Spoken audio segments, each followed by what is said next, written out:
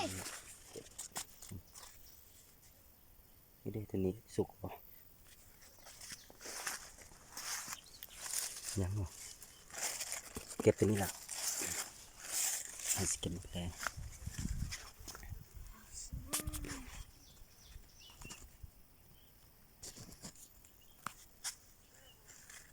เน่าวะ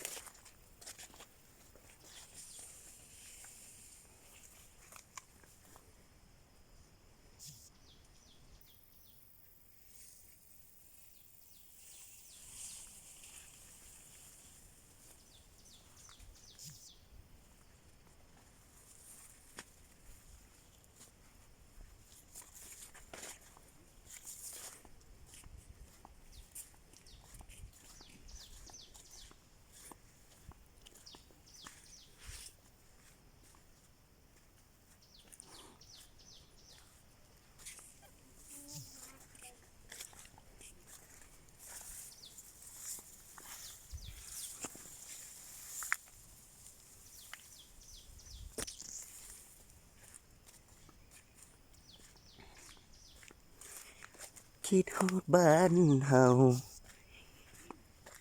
อยากกลับบ้านน้องแ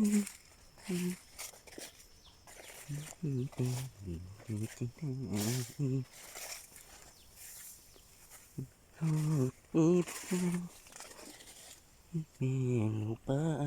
กัน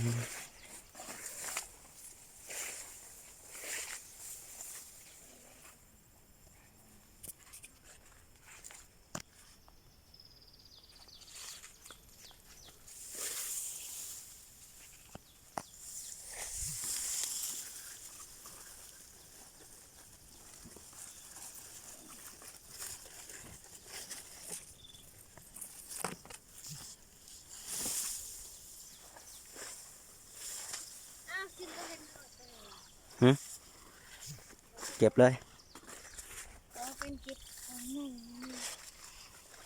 เก็บละ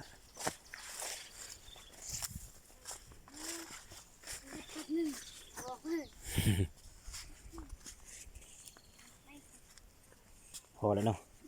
ได้แล้วเต็มสอบแล้ว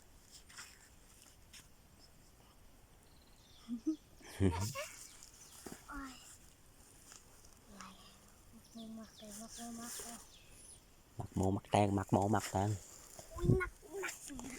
หนักบ่เดี๋ยวไอ้แบก